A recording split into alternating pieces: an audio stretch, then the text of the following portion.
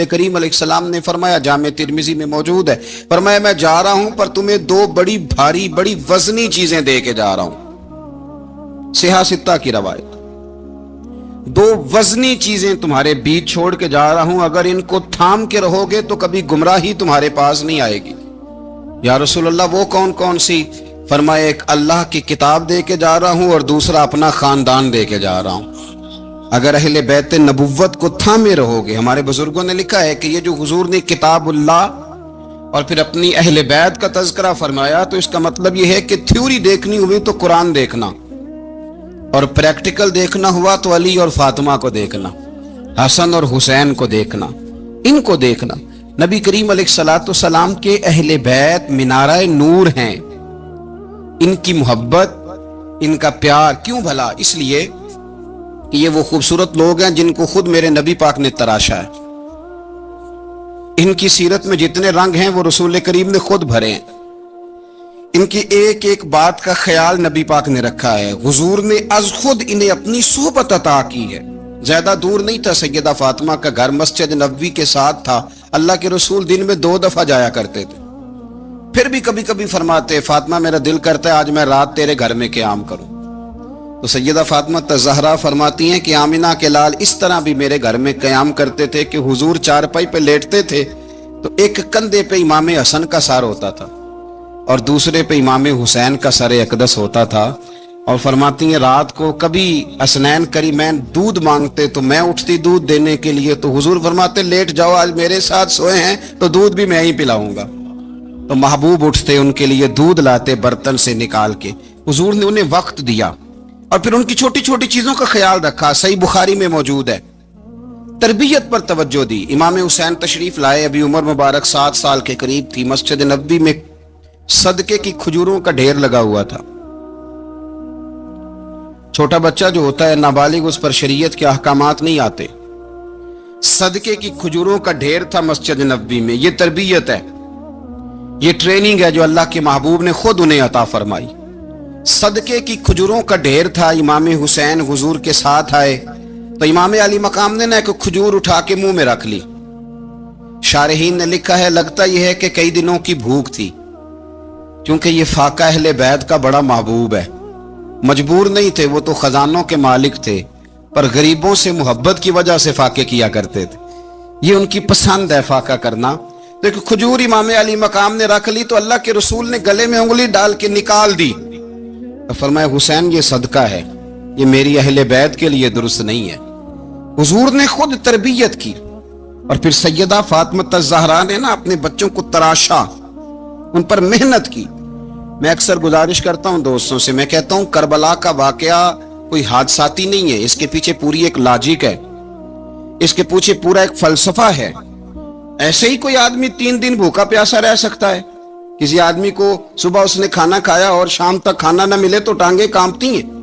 रमजान मुबारक में इबादत की नीयत से रोजा रखने वाले भी शाम को बड़े परेशान हो जाते, और मुसलसल 3 दिन खाना ना खाया जाए और पानी ना पिया जाए, और हाल ये है कि वही आदमी तलवार लेके मैदान में निकले और उसकी हालत ये हो कि लोग उसके आगे दौड़ना शुरू कर दें। हजारों की फौजें ताब ना ला सके। अली का घर भी वो घर है कि जिस घर का हर एक बच्चा जिसे देखो वही शेरे खुदा मालूम होता है।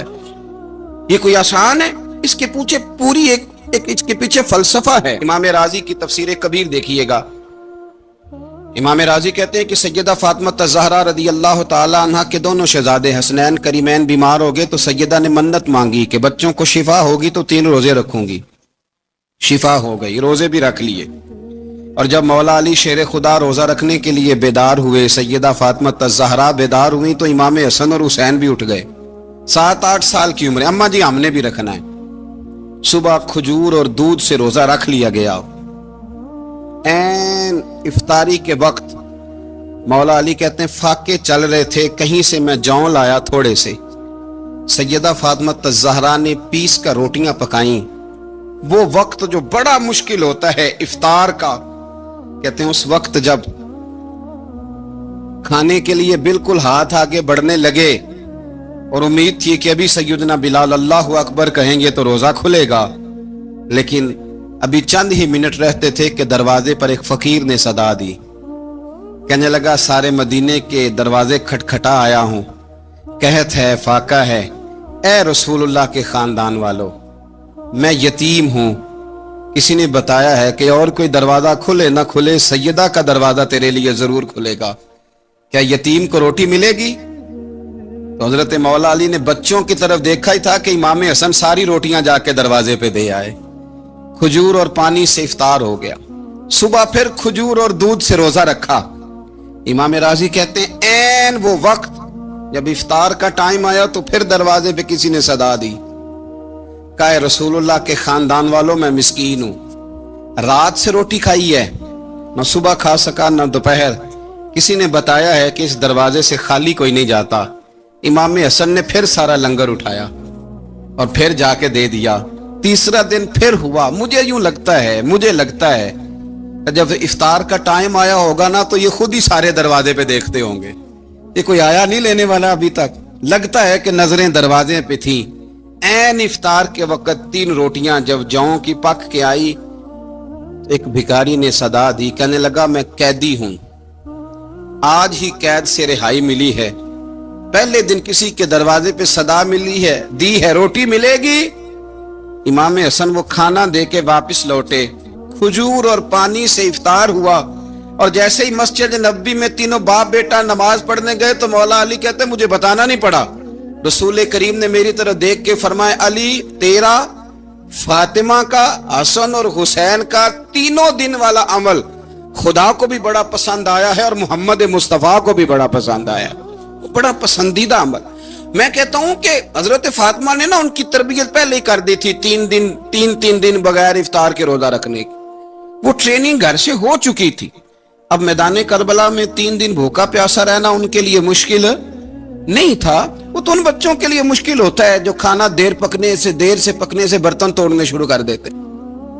वो बच्चे ब्लैकमेल होते हैं जिनको एक वक्त उनके पसंद का खाना ना मिले तो वो घर में जो है वो उधम शुरू कर देते हैं। जिनकी माँ ने आदत डाली हो कि बेटा 3 दिन भूखे प्यासा रहना हुआ तो रह लेना, लेकिन किसी भी बातिल के साथ कंप्रोमाइज ना करना, उनके लिए इतना मुश्किल नहीं था। तो इनकी तरबियत हुई, इनकी ट्रेनिंग हुई, फिर अल्लाह ने इनकी सीरत में रंग भरे, इनके किरदार में हुस्न आया, वकार आया। हजरत अमीर माविया रदी अल्लाह ताला अन्हु ने एक शख्स को भेजा मदीना मुनव्वरा शाम से, तो उसने कहा मैंने इमाम हुसैन से मिलना है, तारुफ क्या है? जनाब अमीर माविया फरमाने लगे मस्जिद नबी में जाना जिसके गिर्द लोग सबसे ज्यादा अदब से बैठे हों और जिसकी बातें सबसे ज्यादा मीठी हों और जिसकी नजरें सबसे ज्यादा झुकी हों और जिसके चेहरे पर तुम्हें सबसे ज्यादा वकार